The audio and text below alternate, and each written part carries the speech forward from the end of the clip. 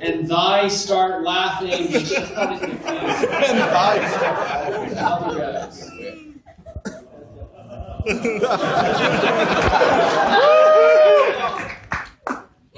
The fight is over, folks. Everything is fine. Johnny sticks out his hand to shake Mark's hand.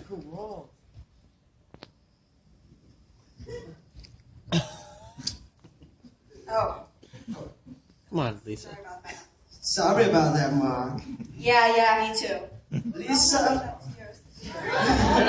Stealing eyes. Lisa, can we have a big mop here? Lisa goes to the kitchen to get a mop. People start throwing ice at each other and laughing. The party goes on with people talking, drinking, and eating. She is mopping the floor. You guys knock it off. You're just making more work for me. Johnny goes to the bathroom and comes out with a stack of towels. Several guys take towels and wipe their faces and hair, and others shout. I'll take one. Give me a couple.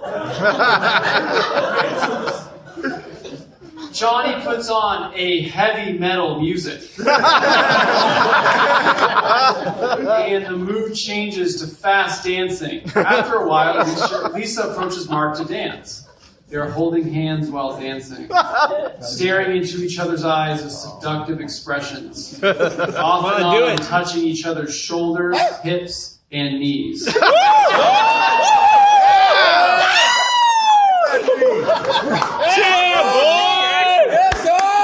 Soon, Johnny notices and approaches them. What are you doing? None of your business. You're my future wife. You're my future wife. What are you doing? Leave her alone. She doesn't want to talk to you.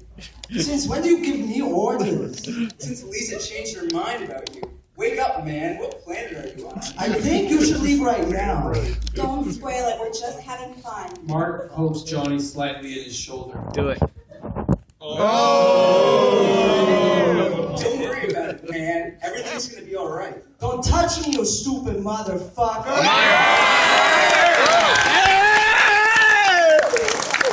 Leave my girl alone. Johnny grabs Mark around his neck and pushes him back to the wall. Mark forces his hand between Johnny's arms and breaks Johnny's grip. Grabs one of Johnny's arms and twists it behind Johnny's back. What? Johnny leans forward and breaks Mark's grip and whirls around and punches him in the side of the head. What's happening? At the same time, Lisa tries to get between them, screaming. Stop. Why are you acting like children? Both of you are ruining the party. Several guys grab Mark and Johnny and pull them back away from each other and hold them. Grab them! At the same time, Mark and Johnny and the other guys are shouting at each other. Michelle and a few girls talk to Lisa to calm her down. Everyone's talking at once. You son of a bitch, dirty scum. If you keep your girl satisfied, she would not come to you. Terrence, if I ever see you again, I'll kill you. I'll break every bone in your body, you son of a bitch asshole. The other guys are forcing Mark toward the door and shouting. What are you doing? You crazy? Are you nuts? You're supposed to be best friends. Cool, you guys. Mark, go home and take a cold shower. Mark is shouting from the hallway. You couldn't kill me if you tried. You bastard, you betrayed me. You are not good. You're just a wimp. I'll get you. You just wait. You chicken.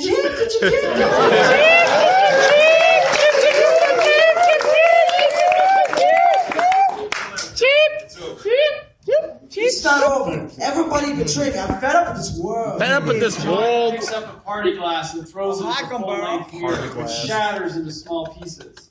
Some girls scream and back away with shocked expressions. Johnny whirls around and stomps angrily like Godzilla into the bathroom. Immediately, there are more sounds of crashing glass coming from the bathroom. Lisa goes to the bathroom and tries to open the door, but it is locked. She rattles the doorknob and screams at Johnny. Open the door. Come out, Johnny. Lisa bangs on the door with the heel of her hand. Michelle comes over to Lisa. Peter comes over. Lisa, it's getting late. I'm going to have to go soon, but I don't want to leave you like this. I'm all right. This is between Johnny and me anyway. Claudette, wearing an apron, is sweeping up broken mirror glass and disposing of it. Don't worry, Lisa. I'll stay here and help you. Other people take the hint and start getting ready to leave. Several women pick up empty bowls and glasses. And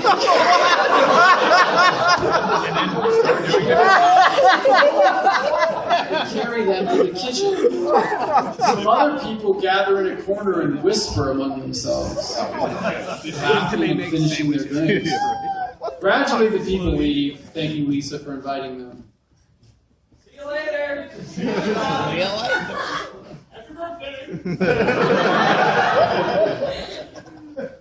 gonna be all right, Lisa? See you, everybody. Don't worry about me. I'll be fine. See you later. See you later. See you later. Peter knocks on the bathroom door. Johnny, I'm leaving now, but I want to shake your hand.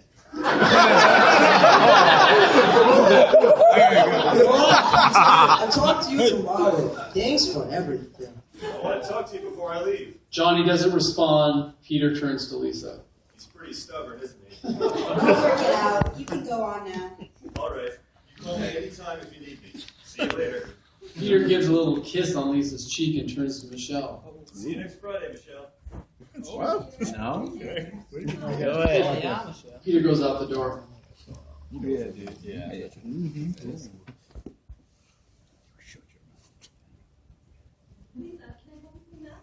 No thanks, Michelle. Mom's going to thanks for all. She's in the kitchen, if I know my mom.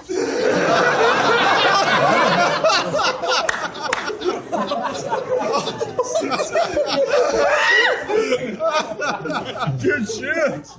Yeah. Bye-bye. See you later. Thanks for your help. Michelle goes out the door. Lisa goes to the kitchen.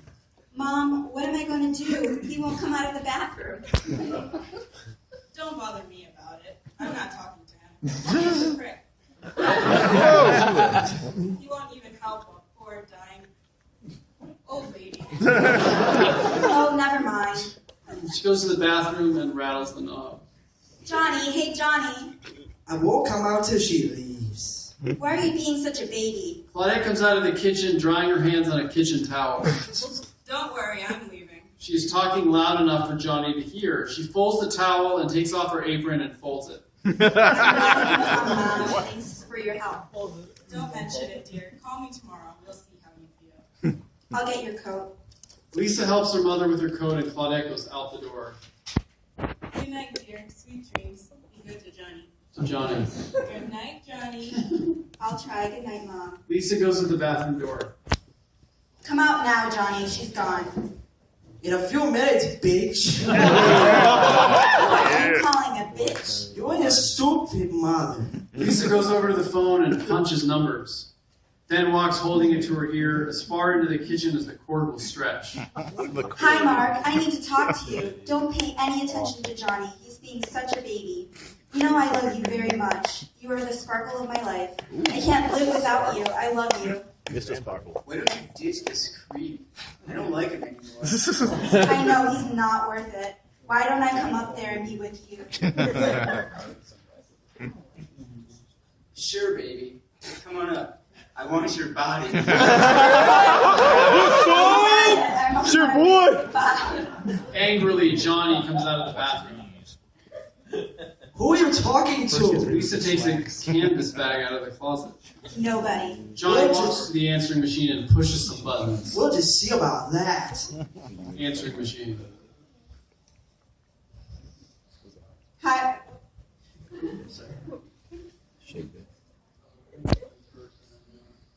It says Hi, Mark. answering I need machine. to talk to you. Don't pay any attention to Johnny. He's being such a baby.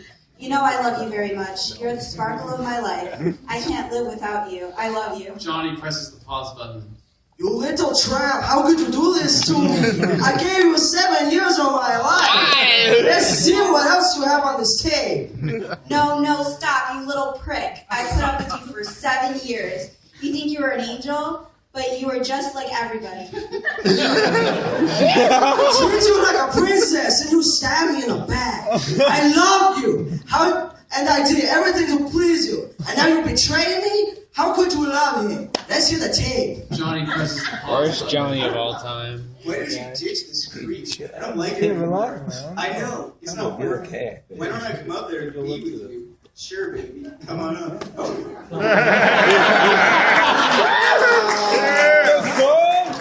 It just says answering machine and then a paragraph. Get it, Greg. Sure, baby, come on up. No. Oh, yeah.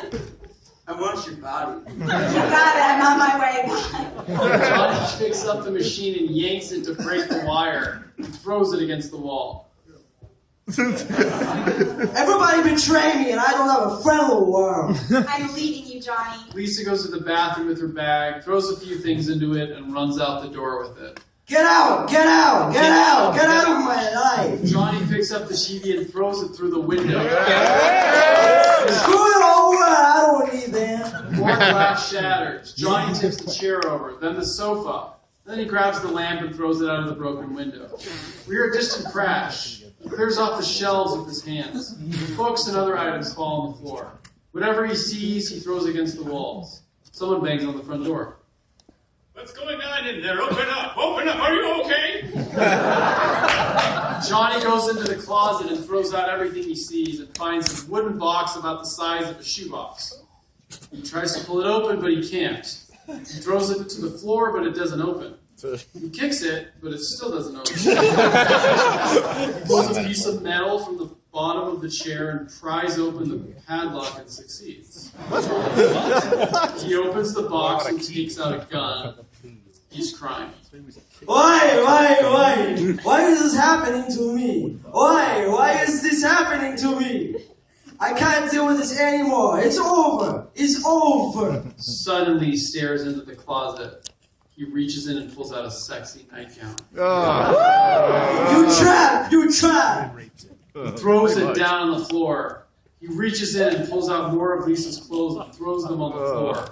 He lies on the clothes, unzipping his zipper. Yes! He is breathing hard and writhing with pelvic thrusts.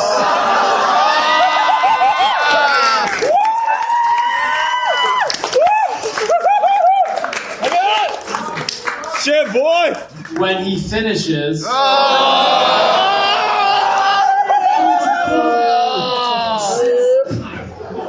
sits up and picks up the gun.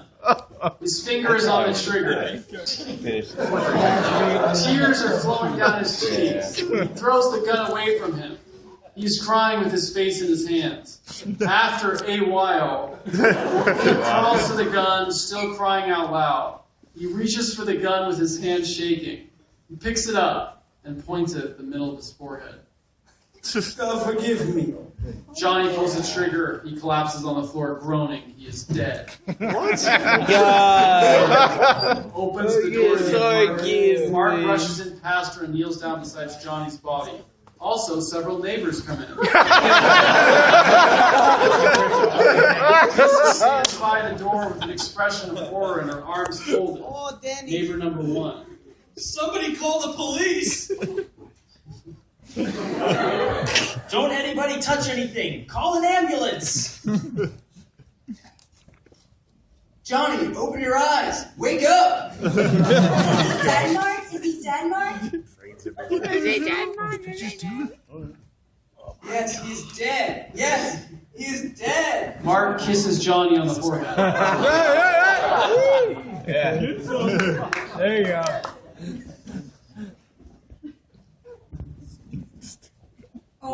Oh my God. Mark stands beside Lisa and holds her tightly. Oh well, the insurance is paid up.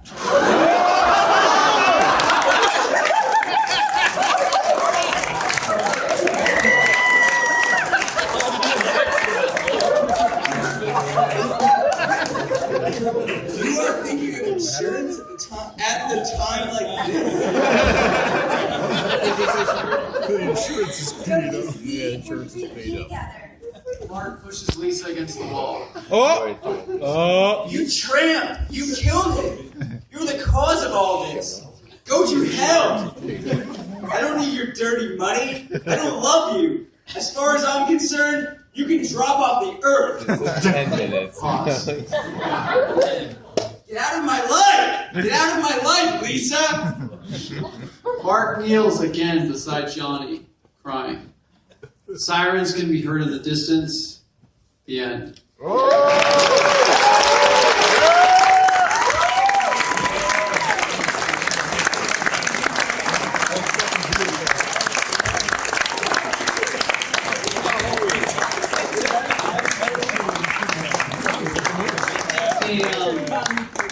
They made the room look pretty good, huh?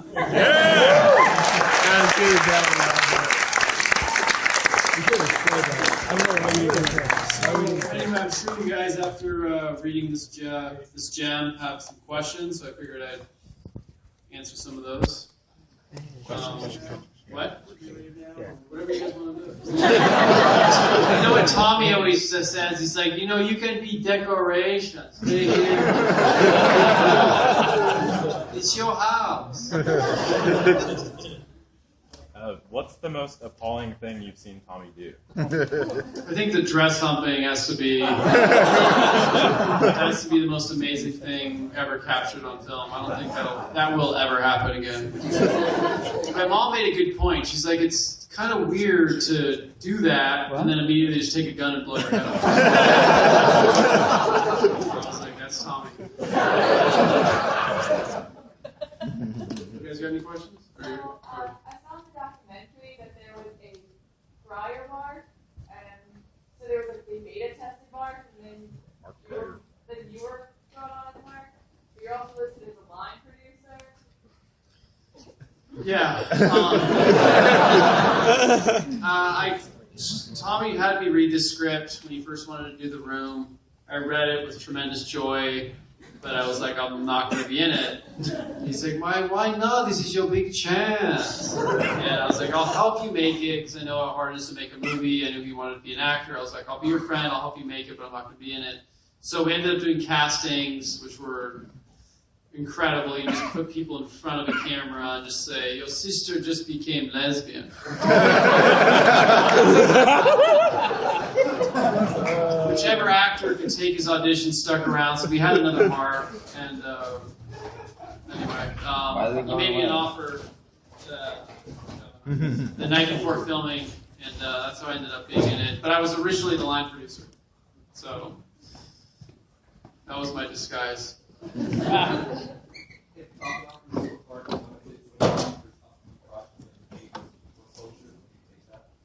As long as I have a mask on. No, I think, Tommy's work is always pretty entertaining, so I guess never say never.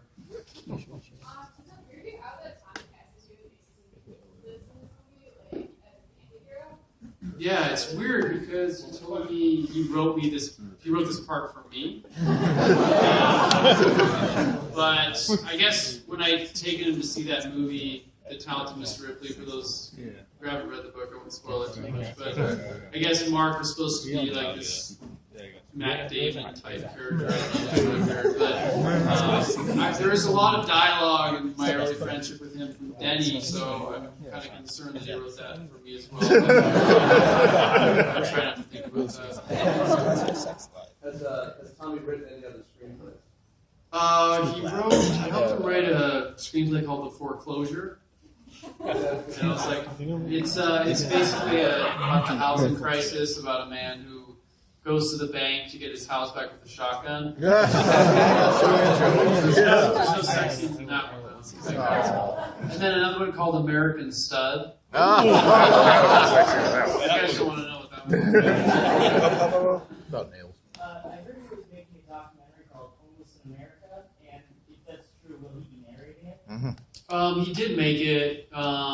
It's not quite The Room, though, because other people were involved, so it doesn't have that trademark Wiseau Films feel. So it's actually not a bad documentary. You can believe that. No, it's just basically going around LA and interviewing homeless people. The songs in the love scenes, were those just pre-produced tracks that were licensed, composed for the film? And if so, can you tell us anything about the subsequent music career? Good question. Originally, he wanted to have Bon Jovi. That didn't really work out. But he hired these kind of young, aspiring kids off the street to write and do the music. Yeah, the songs are as painful as the love scenes. But one of the kids ended up on American Idol, actually. Really? He didn't mention the room, though. What do you think should play you in the Disaster Artist movie? I think for now they're thinking one of the Francos, but we'll see. I think Sylvester Stallone did a good job. What race is Johnny? I think he's a Martian. What was it like filming the flower shop scene? I was just kind of hanging out watching the look on the owners' faces of the flower shop, thinking, what the hell is this movie? He's walking in like sunglasses, and my favorite line is when she's like, "Oh, hi, Johnny, I didn't know it was you." It's like, how many vampire shoppers? Is he your favorite customer? I would hope so.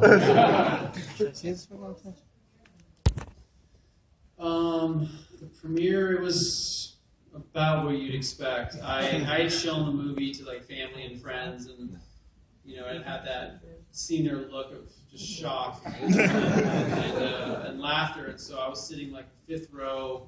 I didn't know what to expect with an audience that had no idea what was coming, and there was laughter on the second his first line came on. No, in fact, since the logo came on. And so I kind of ducked out about 5 minutes into it, and people just kind of started coming out during that first sex scene and just being like, "Oh my God, I haven't seen shit like this in years." And then another guy said, "I'll never get hard again."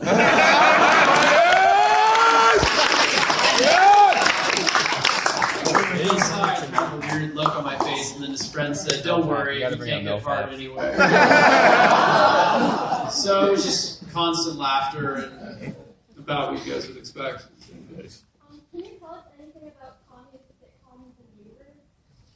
Yeah, he made a 22-minute pilot, and it was disturbing. I didn't know what to make of it, but he wants to make a sitcom, he wants to make a vampire movie, and I would give my life savings for a vampire movie. So hopefully those happen. How has Tommy reacted to your book? Has he read it? Do you know? Yeah, he said he's read it like 12 times, and he calls it the Red Bible. So I guess I'll take that as a compliment. Obviously, the movie was sort of gathering its own momentum in LA for a period of time. When did it really kind of become the phenomenon that it became now? But more thinking, like, when did you realize that it was becoming what it became? How did that feel? I was surprised that it had, garnered a cult following in LA. It was mainly college kids that would just show up and laugh at it, and they would pretend like, "Oh my God, it's the greatest movie ever," and kind of like in the documentary, like the behind-the-scenes stuff. And then it wasn't until 2008, 2009, I'd come back from Europe, and I was contacted by an Entertainment Weekly reporter who said he wanted to write an article about the movie. I was like, "Are you kidding?" and he told me that it was being studied in universities, and it had this kind of Hollywood celebrity following, and I couldn't believe it. And then, he wrote a 6-page article, and then ever since then, it's totally taken off. So, totally took me by surprise. What was the production cost of the film, and has it actually been profitable? He left a billboard up for 5 years, which is really insane. It's kind of like Tom Cruise, still trying to promote Minority Report. So right there, you could have bought an island in the Caribbean for that amount, and then the equipment. So it's probably going to take quite a while to recoup all that.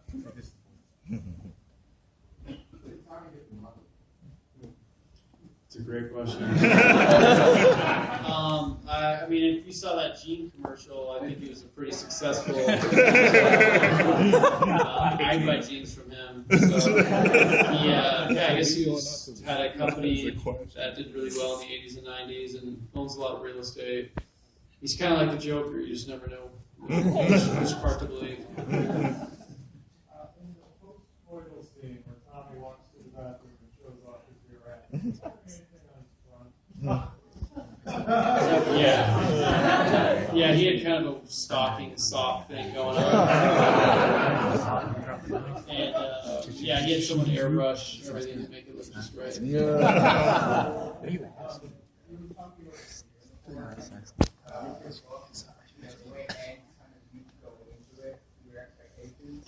Never mentioned how Tommy took it after the premiere. Was he shocked by how everyone reacted?